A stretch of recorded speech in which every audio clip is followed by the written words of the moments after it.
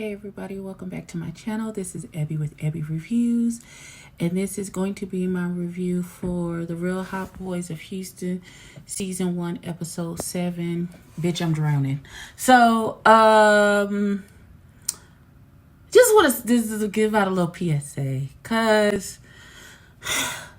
I know sometimes I can come across as harsh, possibly, and or mean. I know this about me. This is Scorpio part. But listen, especially this goes out to Ashton, because I went into his live on IG and he spoke. He's like, hey, Abby, who don't like me? Let me just start by saying this. It's not that I don't like you. I may have. Okay, so it is that sometimes you just get on my nerves. That's it. That's all. It's not that I don't like you as a person or I think you're a bad person or anything like that. It's just that sometimes the way you act just rubs me the wrong way. And, you know, I just, my nerves is bad.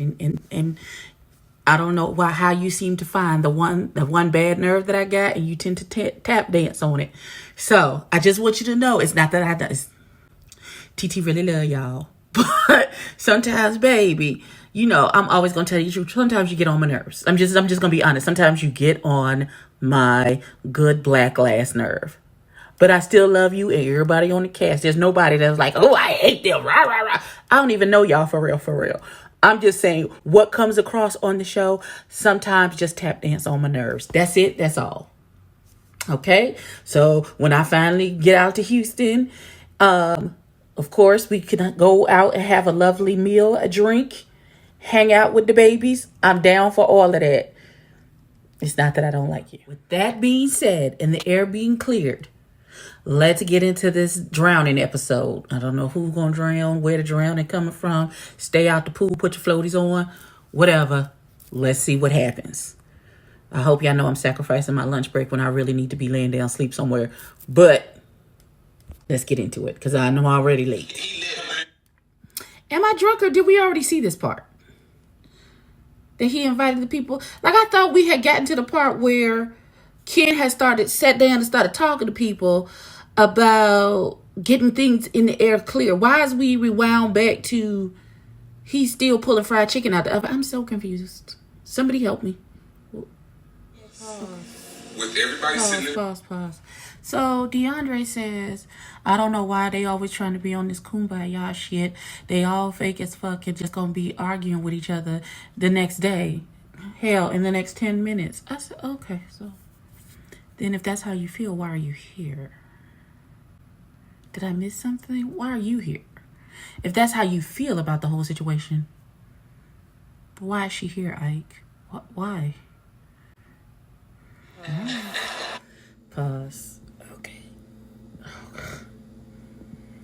Oh my God. I'm trying not to. I'm trying to be very cognizant of my words. Because clearly that's what this is about. This is about people using their words and their words not going over well with other people. Ashton, I believe it's the use of the word tag along. That is the issue. The other words that you spoke were absolute. It was nothing wrong with what you said or how you felt. You saying that you just brought August into the situation and the group is already having issues, and August being a new person who brings in another new person, it was a lot when there's already existing issues that they still haven't gotten together yet. But again, this goes back to you gatekeeping the group, and like nobody can bring anybody else in unless you approve it. And I don't understand why you think that is appropriate. Like who made you the gatekeeper for friends who are allowed to be in the group? Now, if you say this is a new person, I'm going to have to get them to know them one-on-one for myself. That's fine. And then allow everyone else to have that same opportunity. But for you to be like, nobody should have brought you along, you just a tag along until you have a one-on-one conversation with that person to see, I guess, if you want to allow them to even be in the friend group. That's what I took from it. If I am wrong, please let me know. Because We only get the edited version of this conversation. So if I'm missing something, please let me know. But that is how it is coming across in this conversation. And then when the young man told you hurt his feelings. So when the young man told you hurt his feelings, and you apologized, you apologized, which I give you kudos for being the bigger person and being that if me saying calling you a tag along hurt your feelings, I'm sorry, because that was not the intent. Got it. But then you called him a tag along again. Like, you can't apologize. The appropriate apology is change behavior. So for me, if that was me and the young man said, you calling me a tag along hurt my feelings, I would no longer use that word in reference to him. But you apologize and then again turned right around and called him a tag along and was giving a little bit of attitude because you seem to be called onto the carpet about your behavior. And then when Kenny tried to talk to you about it, you started to further because I feel like you felt attacked. At this point, you started to give attitude now back to everyone. And you can't always do that. Sometimes you got to stand in your correct. Long for no apparent reason. I am only 15 minutes in. Oh, Jesus. All right, so Braylon has his say. He's like, please address me by Braylon, Bray, B, bad bitch. Just call me by one of those names. Do not refer to me as a tag along anymore. I am a person. I am valid. I have feelings, and I am now a part of this friend group. And if you don't want to be my friend, then just treat me like an imaginary friend, because I'm not going anywhere. I'm not going nowhere. I'm sorry. And now DeAndre is going to clear up his issue with Kenny. I feel like this may end in fisticuffs. We'll see. So they trying to have conversations. Kenny was getting a little upset. Ashton had to get up to go to work. He was wrapping up him a piece of chicken to take on the road. He invited everybody to a slumber party. And then I believe his name is Jordan showed up. Help me, because y'all know my memory is bad because I'm old as dirt. But where this little boy came from? Has he been here this whole time? Where he been? Was this the boy with the t-shirt with the lint roller? Is that who this is? I have questions. Because y'all know my memory is for shit. Where does little boy come from? Has he been walking backwards on this show this whole time? I am confusion and delusion. So Kenny and Sherrod were having a miscommunication, it feels like to me. It's like Sherrod was trying to impart some things into Kenny, and Kenny wasn't really receptive to what was being said. So the tensions were getting higher and higher and higher. It's really a lot of talking, and it's just a lot. It's just a whole lot. And maybe the conversation would have gone smoother if alcohol hadn't been involved. And Kenny literally said that, there's always, when liquor's involved, stuff tends to go left.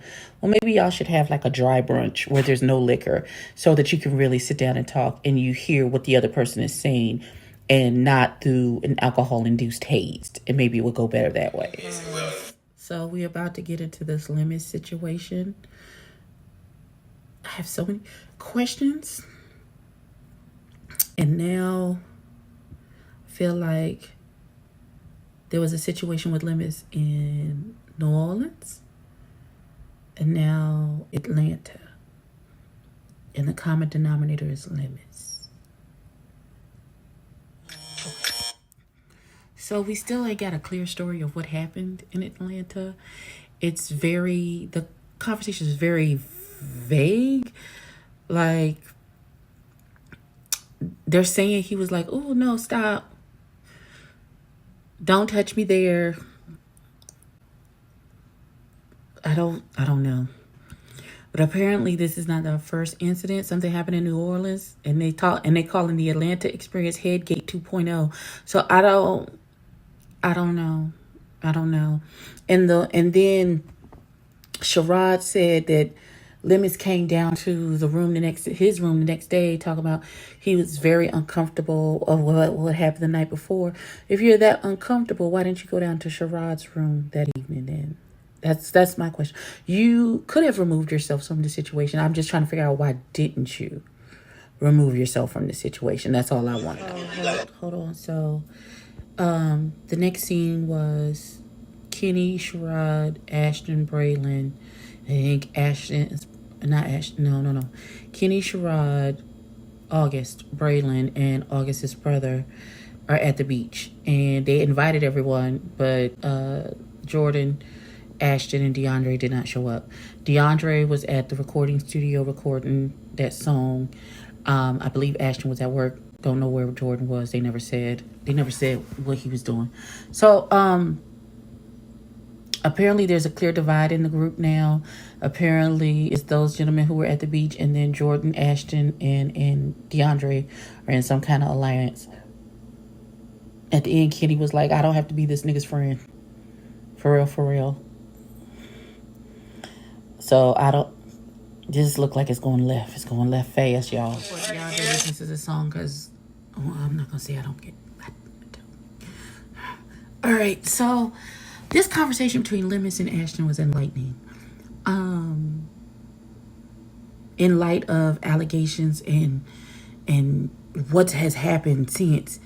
I feel like Ashton has been trying to get this baby together for a minute, and he's not listening to the advice being given to him.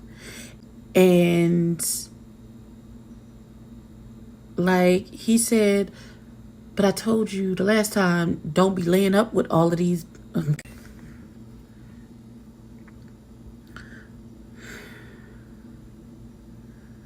I'm not even gonna say it. I'm gonna just let it lie.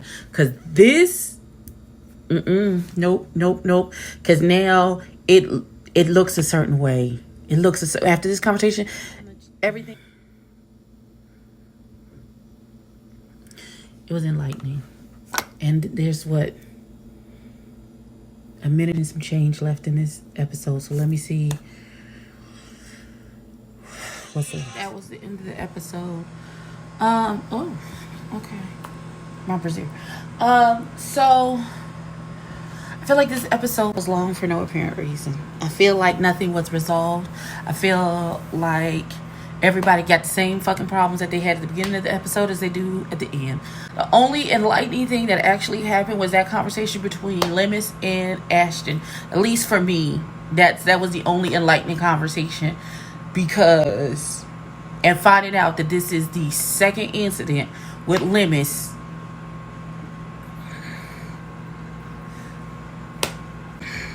I don't want to berate that baby. I don't want to be accusatory towards him. But something ain't right. Something is not right with this whole situation. It's just not right. I don't know. So if you've seen the episode, y'all jump down in the comments. Y'all tell. I feel like I watched the episode, but I missed all it. I don't know. I feel like I missed everything. I feel no confusion.